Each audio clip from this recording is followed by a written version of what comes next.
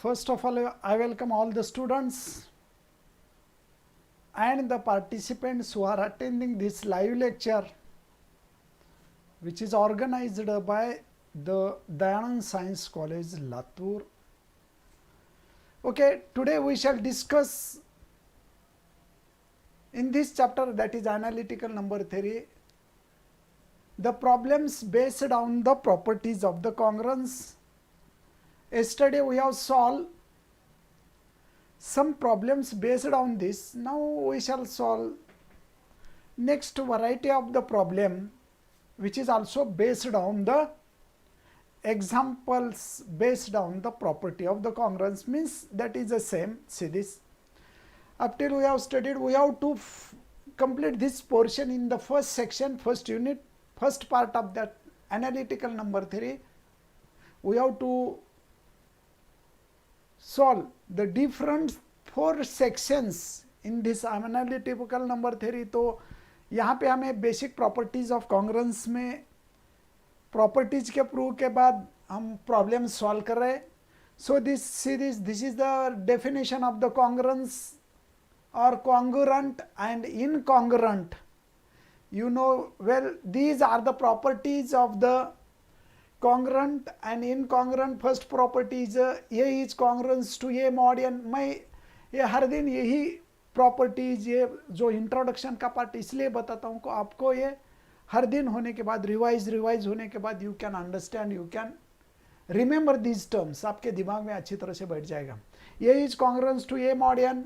If A is congruence to B mod n, then B is congruence to A mod n. A is congruent to B mod n, B is congruent to C mod n, then A is congruent to C mod n. Next, A is congruent to B mod n, C is congruent to D mod n, then we can write A plus C, B plus D is congruent to mod n. यानी कि addition का congruent होता है, product का congruent होता है. AC is congruence to BD mod n. Then if A is congruence to B mod n, then A plus C, we can add any integer, that is A plus C is congruent to B plus C mod n. We can add same term और we can multiply. यहाँ पे हम multiply भी कर सकते हैं same term से. C is integer, AC is congruence to BC mod n. इसी तरह से हम multiply भी कर सकते हैं. Also A is congruence to B mod n, then we can write A raised to K is congruence to B raised to K mod n. Actually, these are the basic properties of congruences, and yesterday we have already solved some problems based on these congruences. Okay. Now we shall solve the next problem. Actually, see this next problem. Suppose problem number 5th or 6th, whatever may be. Find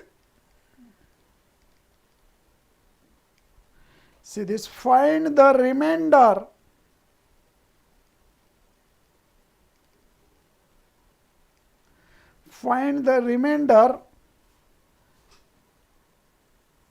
obtained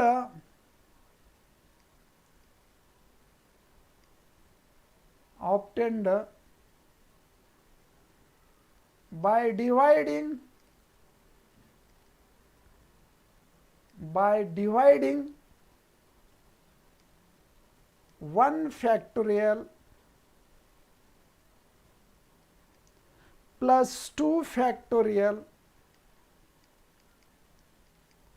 plus 3 factorial plus plus 100 factorial by 12. Find the remainder obtained by dividing this number. See this. Actually, this is a one number, 1 factorial plus 2 factorial plus 3 factorial means this is the combination of the summation of the factorial from 1 to 100. अब इस होने वाली इस total factorial के summation की आने वाली value को अगर हम 12 से डिवाइड करते हैं तो उसका रिमाइंडर क्या होता है, ये अभी हमें निकालना है. Actually, by process it is very difficult to find the remainder actual. अगर आप एक्चुअल प्रोसेस से इसका फैक्टोरियल कैलकुलेट करते हैं, फिर उसकी एडिशन करते हैं, फिर उसको 12 से डिवाइड करते हैं, तो ये बहुत लेंदी प्रोसेस होती है. इसको आपका 2 घंटे 3 घंटे इसमें ही जाएंगे. सो यहाँ पे आपको 1 factorial, 2 factorial, 3 factorial, 4 factorial up to dot dot dot 100 factorial plus 100 factorial. इसके पहली टर्म होते हैं 99 फैक्टोरियल प्लस 100 फैक्टोरियल. इसको, इस टोटल नंबर को, इस आने वाले एडिशन के नंबर को हम अगर 12 से डिवाइड करते हैं, obtained by dividing this by 12. Okay. सो अभी इसका सॉल्यूशन लेना है. सबसे पहले आपको क्या करना है, देखो 12 से डिवाइड होने वाली इस फैक्टोरियल 1 फैक्टोरियल की वैल्यू कितनी है. देखो हम इधर रफ में थोड़ा कंक्लूजन निकालते हैं. 1 फैक्टोरियल की वैल्यू 1 होती है. हमें ऐसा फैक्टोरियल इसमें लेना है जिसको हम 12 से डिवाइड करने के बाद उसकी वैल्यू और रिमाइंडर 0 आता है. चलो, जो भी बच्चे, जो भी स्टूडेंट्स यहाँ पे ऑनलाइन है, जो भी, यानी कि सभी को आंसर देना है, क्योंकि जो भी ऑनलाइन है, जो भी इस लेक्चर को अटैचमेंट है, उसी की मैं अटेंडेंस लेने वाला हूँ. जे विद्यार्थी या लेक्चरला कनेक्टेड आहे त्यांचीच अटेंडन्स घेतली जाईल. जे आन्सर दिले त्यांचीच घेतली जाईल. उगा रोल नंबर टाकून तुम्ही प्रेझेंटी लावून गेलात तर चालणार नाही. मग मला आता सांगा 1 फॅक्टोरियल, 2 फॅक्टोरियल, 3 फॅक्टोरियल अशी व्हॅल्यू कॅल्क्युलेट करा की ज्याला 12 न डिवाइड केल्यानंतर रिमाइंडर 0 येतो. ठीक आहे, पाहू. 3 factorial, Pawan Shinde, I think it is not good. Okay, we shall discuss this. हमें 0 फैक्टोरियल, 0 रिमाइंडर चाहिए. ऐसा फैक्टोरियल हमें सेलेक्ट करना है कि रिमाइंडर 0 आए. सपोज 2 फैक्टोरियल की वैल्यू आती है 2 into 1, यानी कि 2 को 12 से डिवाइड करते हैं तो 0 रिमाइंडर नहीं आता है, -10 रिमाइंडर आता है. हम अगर 3 फैक्टोरियल लेते हैं तो देखो 3 into 2 into 1 दैट इज 6. अगर 6 को 12 से डिवाइड होता है तो रिमाइंडर कितना आता है, -6 आता है. It is not 0. Then 4 factorial, then you can take 4 factorial means 4 into 3 into 2 into this. हाँ, 6, 3 factorial, 4 factorial means 2 into 3 into 2 means 4 into 12, 12 into 2 means 24. So यहाँ पे सीधी हमें क्या करना है, 4 फैक्टोरियल की वैल्यू 4 into 3 into 2 मीन्स 24 आते हैं. 24 को 12 से डिवाइड करते हैं. सीधी here we have, how to write this, we have 4 factorial is equals to 4 into 3 into 2 into 1 that is equals to 24. Here n is equals to 12, therefore 12 divides 24. इसका मतलब होता है we can write this as 12 divides 24 minus 0. So we can write this in the congruence form. How to write? 24 is congruence to 0 mod 12. Okay, 24 का मतलब होता है 4 factorial is congruence to 0 mod 12. Suppose this is equation number 1. n is equals to 1/2. Sir okay, Amrita Vajpayee, very good.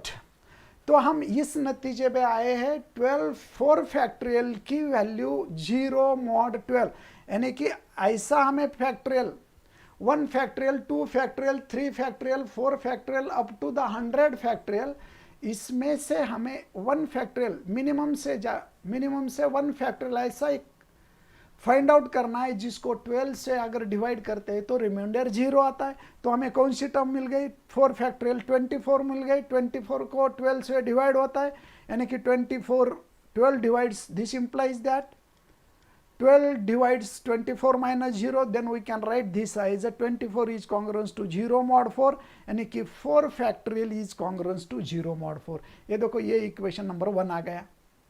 अभी क्या करना है, देखो दोनों साइड को हम अगर 5 से मल्टीप्लाई करते हैं, now bye the property therefore 4 factorial into 5 which is congruent to 0 into 5 mod 12 by the property। कौन सी प्रॉपर्टी है बताइए, नंबर बताइए उस प्रॉपर्टी का, A B C D E F से यहाँ पे हमने कौन सी प्रॉपर्टी यूज की है। देखो, A is congruence to B mod n, then we have used multiplying both side by integer that is c, then AC is congruence to BC mod n। तो हमें कौन सी प्रॉपर्टी यूज करना है यहाँ पे, कौन से बताइए सीधे, ये देखो A इज कॉन्ग्रेंस टू, देखो यहाँ पे A is congruence to B mod n, then AC is congruence to BC mod n। यहाँ पे 4 factorial is congruence to 0 mod 12 है। सो हमें यहाँ पे दोनों साइड को 5 से मल्टीप्लाई किया, 4 फैक्टोरियल इंटू 5, इसकी वैल्यू क्या लिख सकते हैं बताइए हमें, 4 फैक्टोरियल इंटू 5, यानी कि we can write this as a 5 factorial is congruence to 0 mod 12। 5 into 0 again 0, okay, suppose this is a second। Again अभी इसको हम 6 से मल्टीप्लाई करते हैं, also 5 factorial into 6 is congruent to 0 into 6 mod 12 by the property। So 5 factorial into 6, 5 factorial into 6 की value हम ऐसा लिख सकते हैं, 6 factorial which is congruent to 0 into 6 means 0 mod 12, okay, this is a 3। अगर आप जनरलाइज करेंगे इसी तरह से, 4 factorial is equals to 0 mod 12, then equation second 5 factorial is equals to 0 mod 12, 6 factorial is equals to 0 mod 12। अगर आप 7 से multiply करते हैं तो 7 factorial is equals to 0 mod 12। In this way dot dot dot we can write 100 factorial which is congruent to 0 mod 12, okay, this is whatever may be equation, अभी जो भी रहने दो, no problem, we can write this 100 factorial is equals to 0 mod 12। इसी तरह से continuation में आता है, this implies that for k is greater than or equals to 4, यहाँ पे फर्स्ट वैल्यू कौन से है, जो मॉड रिमाइंडर 0 आने वाली फर्स्ट डिवाइजर वैल्यू 4 फैक्टोरियल है, जिसका रिमाइंडर 0 आता है। उसके बाद सभी फैक्टोरियल के वैल्यू के रिमाइंडर 0 आते हैं। Then here for we can generalize this, for k is greater than or equals to 4 we get k factorial is congruent to 0 mod 12, okay. अभी हमें क्या करना है, देखो 1 factorial plus 2 factorial plus 3 factorial dot dot 100 factorial को divide करना है। Suppose this is an integer A, अगर हम इसको ए इंटीजर कंसिडर करते हैं, टोटल ए, तो A is congruent to A mod n होता है by the property first. But now we have 1 factorial plus 2 factorial plus 3 factorial plus dot dot dot plus 100 factorial. Suppose this is A. A is congruence to A mod 10. A mod n means 1 factorial plus 2 factorial plus 3 factorial dot dot dot plus 100 factorial mod n. ये देखो ये कौन सी property है, ये factorial A mod n. अभी देखो इसको हमें डिवाइड करने के बाद रिमाइंडर निकालना है. इसका मतलब होता है दिस इज कॉन्ग्रुएंस टू, आपको पता है अगर 4 फैक्टोरियल के आगे आने वाले सभी रिमाइंडर कैसे है, 0 है. यानी कि 1 factorial plus 2 factorial plus 3 factorial plus 4 factorial की value 0 plus 0 plus 0 dot dot dot mod n. 0 ही रहते हैं ना वो. So we can write this as this is a congruence to 1 factorial की वैल्यू आती है 1, 2 फैक्टोरियल की वैल्यू होती है 2, 3 फैक्टोरियल की वैल्यू होती है 0 plus 0 plus 0 dot dot dot plus 0. In this वे 100 तक सभी 0 आते हैं डॉट डॉट डॉट. तो हम पहले डॉट डॉट अच्छी तरह से लिखते हैं इसको, dot dot dot plus 0 mod n. तो इसी को हम ऐसा करते हैं 1 प्लस 3 प्लस 6, इसकी वैल्यू कितनी आते हैं रे, 9, बाकी के सभी 0 है, 9 मॉड n. सो हमें क्या मिला रिजल्ट देखो, 1 factorial plus 2 factorial plus 3 factorial plus dot dot dot plus 100 factorial which is equals to 9 mod n. यानी कि कितना है, n नहीं लिखना है, n यानी कि हमें 12 लिखना है. Okay, we can write 12 here, n is equals to 12 है. So okay, no problem. We also consider n is equals to 12. तो यहाँ पे n is equals to 12 है, no problem. We have considered this n is equals to 12 here. हाँ, यहाँ पे हमें consider करना है n is equals to 12. Here we have n is equals to 12. तो no problem. We can use that n is equals to 12, or we can write this n is equals to 12. No problem. कुछ problem नहीं है. देखो अभी क्या हो गया, अगर इसको 12 से डिवाइड होता है तो रिमाइंडर कितना आता है, 9 आता है. Hence if we divide 1 factorial plus 2 factorial plus dot dot 100 factorial, then divide 100 factorial by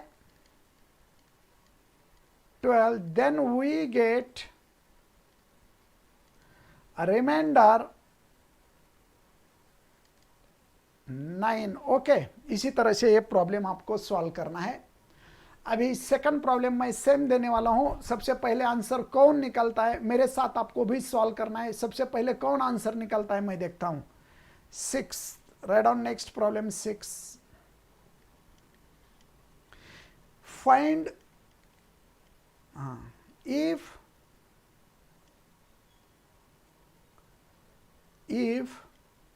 the number 1 factorial plus 2 factorial plus 3 factorial plus dot dot plus 100 factorial divided by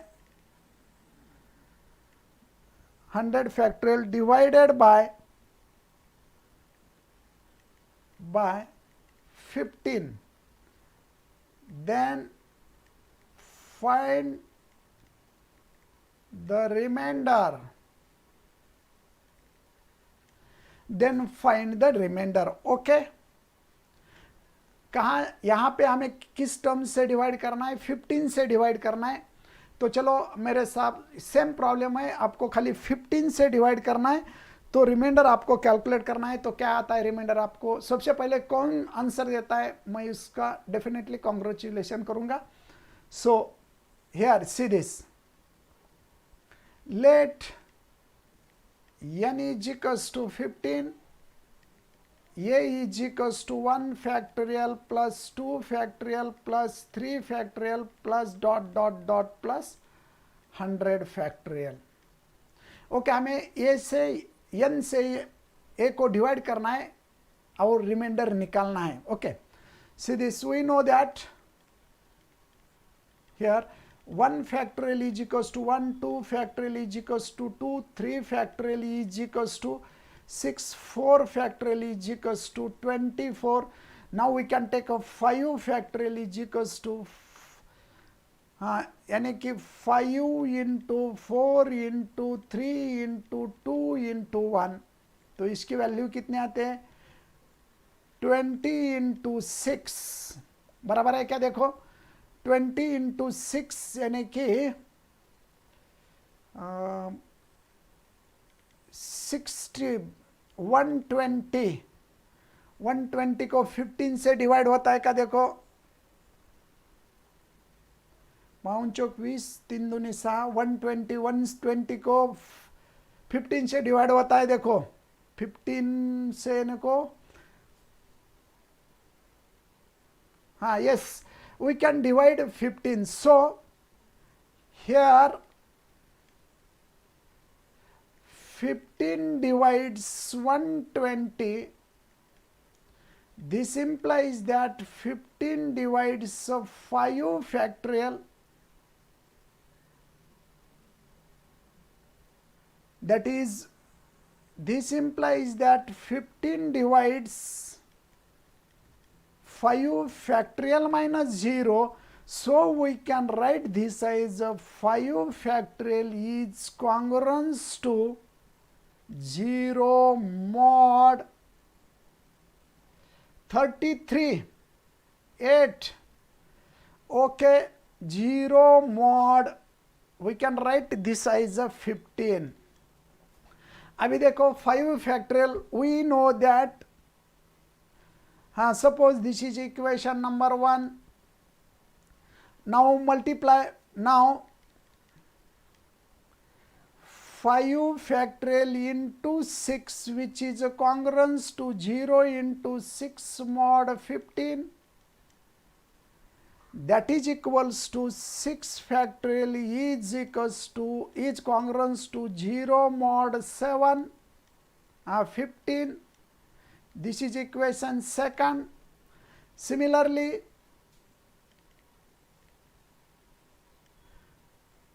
seven factorial is congruence to 0 mod 15. In this way, dot dot dot 100 factorial is congruence to 0 mod 15. That means this implies that k is equals to no, k is greater than or equals to 5, then mod k factorial is congruence to 0 mod 15. Now we have,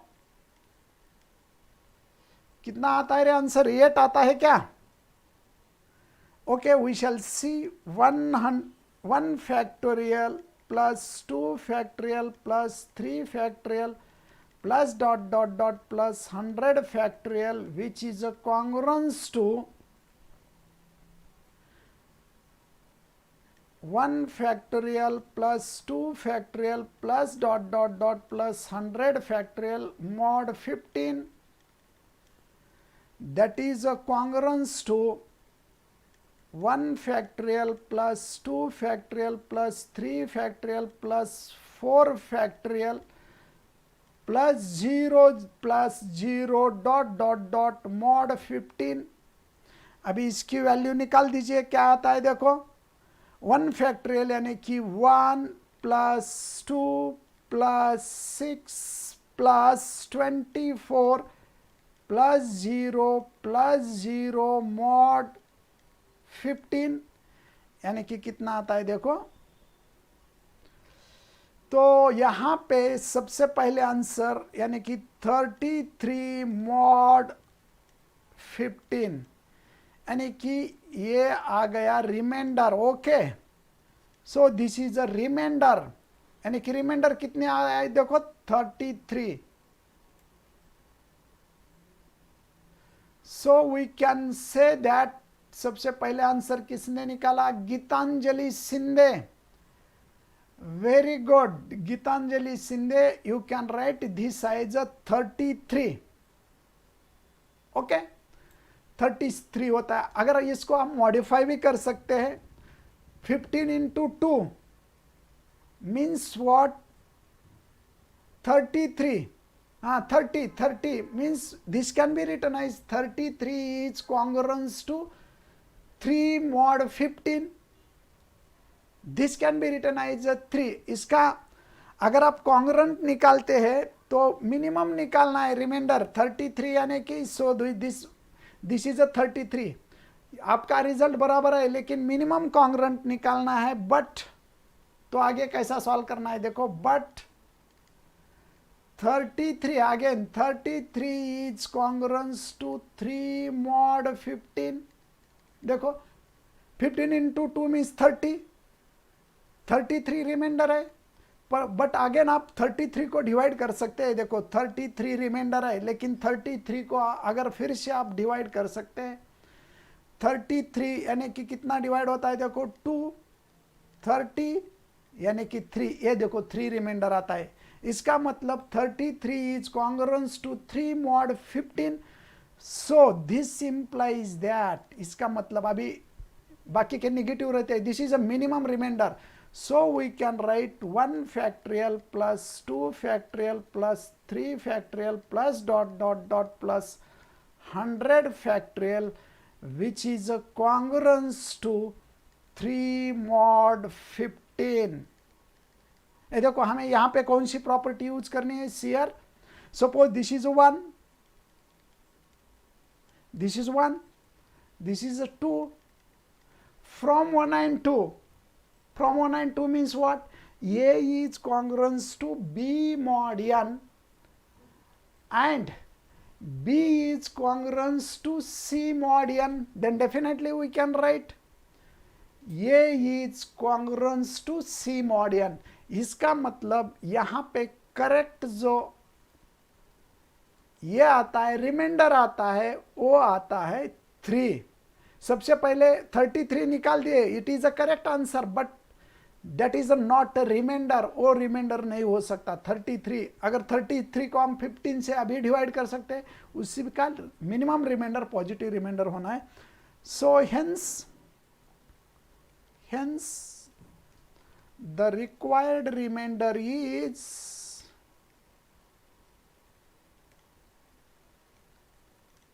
3। This is the correct answer. देखो इस इतने बच्चे इतने बच्चों में से एक ने ही आंसर करेक्ट नहीं निकाला है। निकाला है क्या किसी ने? 3 आंसर निकाल दिया है क्या किसी ने? और मैं देख रहा हूं कौन आंसर दे रहा है 3 का। देखो अभी 3 यानी कि 3 किसी ने नहीं आंसर दिया है, सभी ने 33 दिया है। तो okay 33 is sufficient but not correct. फिर से जिन्होंने 33 लिखा है उसका मैं कांग्रेट करता हूं, बट एक्चुअल आंसर इज 3। समझ में आया करे बच्चों? स्टूडेंट्स, अनीता राजमाने, सूर्यवंशी पूजा, आरती पाटिल, सौरभ वाडे, डू यू अंडरस्टैंड दिस? इस तरह से हमें प्रॉब्लम लेना है, आपको मॉडिफाई करना आना चाहिए। ये देखो ये प्रॉब्लम समझ में आया करे सभी बच्चों को? यस और नो? तो ठीक है, मैं अभी इसी टाइप का थर्ड प्रॉब्लम देता हूं होमवर्क के लिए, आप उसे सॉल्व करो।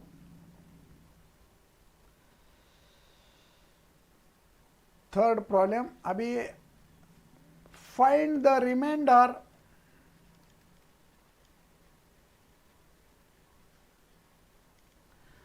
find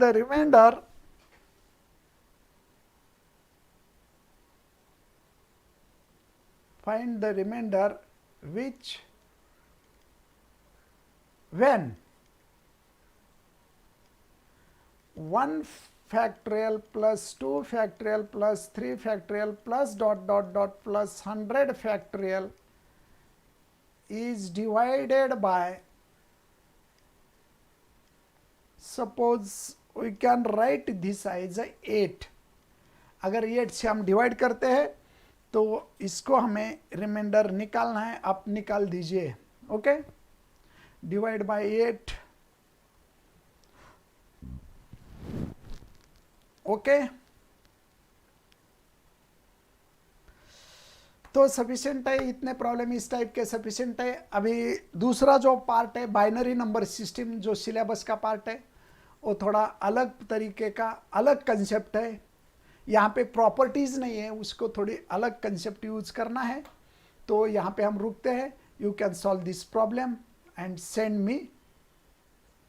ओके, तो गुड बाय, नमस्कार.